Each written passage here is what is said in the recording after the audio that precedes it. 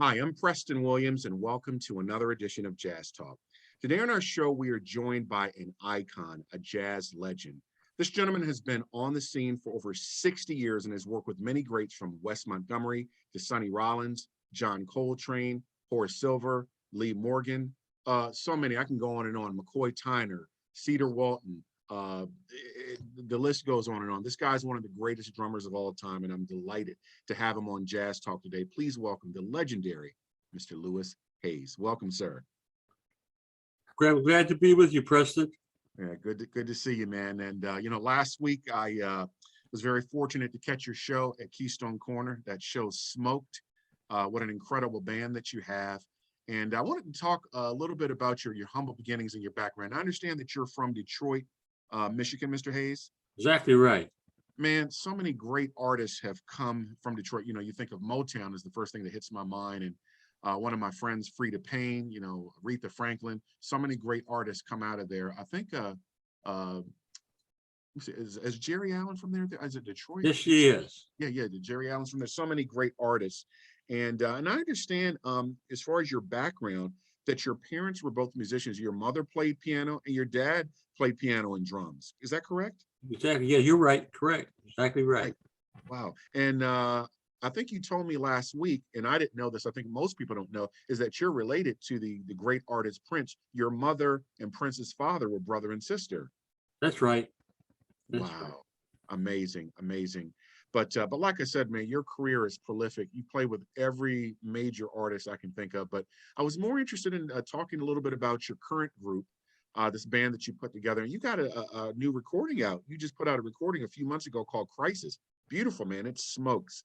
And the band that I caught last week, the lineup of Abraham Burton, Steve Nelson, Desron Douglas, Camille Thurman, and David Hazeltine was great. And you guys added a little bit of element of vocals because I know Camille's a great saxophonist as well as a singer. But I wanted to ask you, what do these current musicians that you have in the band, what do they bring to this music? Why did you choose them, Louis? Well, we chose each other, basically.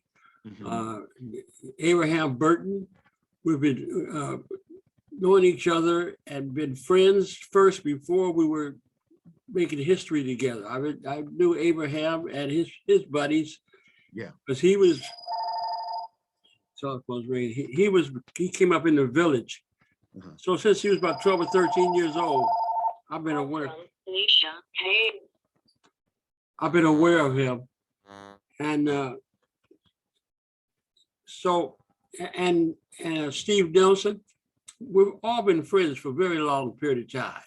Yeah. So it just came together where uh, I wanted a certain kind of a sound, and and I was able at this particular time of my life to bring it together. And we enjoy each other, and everybody has the right feeling on stage and off. So we are able to really enjoy ourselves. Desron Douglas is a big help to me. He has my back, and we're all our great friends. Hazeltine, we had done things previously, traveled together. I made some recordings with him. He's made recordings with myself on recording dates.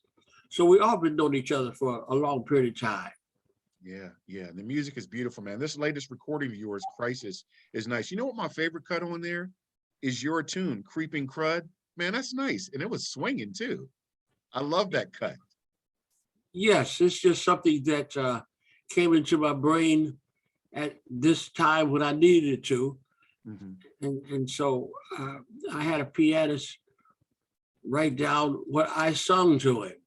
And so that's how it came about. Yeah, it's a fantastic recording. Now, I guess on this recording, you're paying tribute to a lot of your friends and heroes, like Lee Morgan and others, Horace Silver. I can definitely hear the influence of those guys, and it sounds like some of their music. I wanted to ask you, in regard to these band members that you're working with, what when you're working with a particular musician, what are you looking for? Is there a certain sound, or I guess when you're checking someone out, you say, I like to play with that individual. I like to play with that pianist or drummer. And like you said, you may be friends with them, but what exactly are you looking for when you pick musicians maybe on a recording? Well, it's just a camaraderie that you have with people, Yeah, and it's a certain feeling. And we all have this feeling going in a certain direction. We all go in the same direction. And and that goes when we're on stage, like I said, and off stage. hmm, We play a certain way. Musicians are like that. It's a lot of people are very compatible, and we know it immediately. We don't have yeah, to think about it. right. I mean, it's nothing where you have to rehearse or anything to bring your feelings together. It's just something that you have. It's just there. Yeah, yeah. You know, with all the great people that you played with, and I'm sure it takes a lot to maybe blow you away and get your attention because you play with the best of the best. Um, you know, for instance, do you find yourself interested these days maybe in working with young kids or the younger generation? Because like I said, I know you still teach and you share your knowledge. Is that something that you enjoy doing, working with younger kids and developing them? No, I'm not a teacher. Okay, I'm basically a player. okay, I would not like to be a teacher. The clinics are that's something that I could okay. consider at certain times, because you're there and then you do what you have to do and then you go on. But being a full-time teacher is not something that I really plan on. I would like to do. Hmm, Uh, okay, but with younger musicians, uh, I just would like for them to. I like to see them. I like to listen to them, and I'm glad that they're here to carry this art form on. So I like that part of it. Just like when I was a young musician, and I carried it on from the older musicians that I had opportunity to be around. that's right, that's right. You know, I was going to ask you in your spare time, Mr. Hayes, maybe if you're not going out playing gigs, what are you listening to when you're at home, or who are you checking out? Do you put on a little bit of maybe classic music, or do you listen to some of the new? Who are you listening to, and maybe even drummers? Who are you listening to? I don't listen to any music for reasons of growing too much anymore. Gotcha. I might hear anything that sounds good to me at a particular time, but depending on what mood I'm in, Hmm, uh, that's what I listen to at the time. When I was much younger, I listened for a different reason.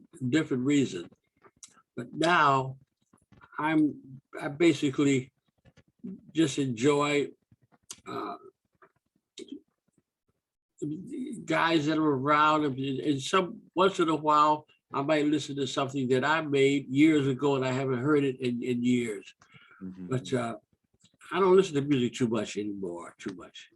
yeah, Just I, I got you. I'm got kind of quiet at this time in my life. I hear you, man. I hear you. But Hey, I've you know, heard so much music, and it's so many. I mean, there's so many fantastic artists.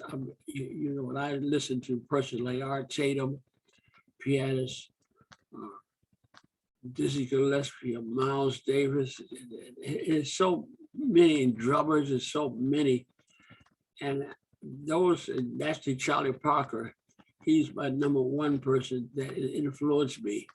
oh, Bird changed the whole scene, Mr. Hayes. So He's incredible. that is my beginnings. Did you ever get a chance to see him perform? One time Oh, in a wow. place called a Madison Ballroom in Detroit, Oh, wow. Amazing, amazing. and one You, opportunity. you know, I wanted to ask you, because I know we were just going to do a little short chat today. Yesterday, you and I chatted a little bit about Tony Williams. You know, this month will be the 25th anniversary of his passing, and I'm planning on doing a show at the end of the month. And you knew Tony. Could you share maybe any type of a story or just something about Tony that maybe something we don't know about him? Well, Tony, we had the opportunity of meeting when I was appearing with Cannonball Adderley Quintet in Boston. He was probably about 15, Mhm. and we got to know each other. His father brought him to the club. His father played saxophone and he brought him to the club. And Tony and myself, we tuned into, had a wonderful relationship. He would come to my hotel room and I would order food. We got to know each other pretty well. And it's quite a bit I could say about Tony, actually.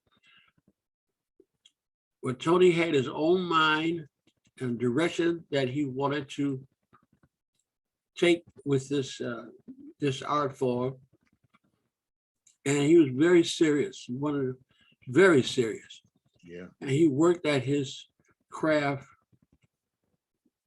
diligently. He really tried hard, and we sometimes practiced together. Miles had some opinions about him. He asked me a couple of questions one time, but Tony would write when he was being interviewed. He would write certain things about me, and when I was interviewed, I would say certain things about him. So we had that kind of relationship together. So we were more close than most people thought. Tony was my friend. Yeah, beautiful cat, beautiful cat. It's hard to believe he's been gone almost 25 years, and he definitely left his mark for sure, you know.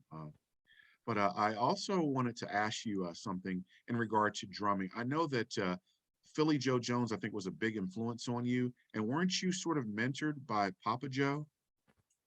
Yeah, Papa Joe was a very important person to me, and being in my me being in his environment and showing me how to manipulate this world and become a man and be able to stay in this art form for a long period of time. Joe was very important with that. Yeah. He was very special.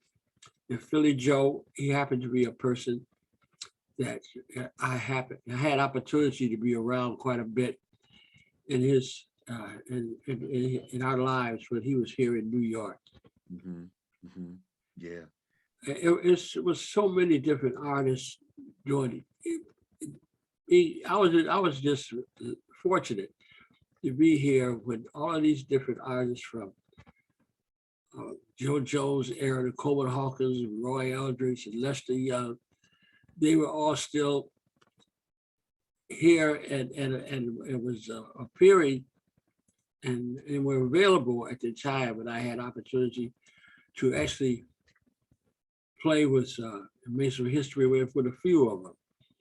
So that was a great time to be here to see artists from that era and the different eras that was I was able to be available to see at that time. Yeah, yeah. And like I said, Louis, you've made your mark as well. And you're a part of that history, man. I mean, 60 years.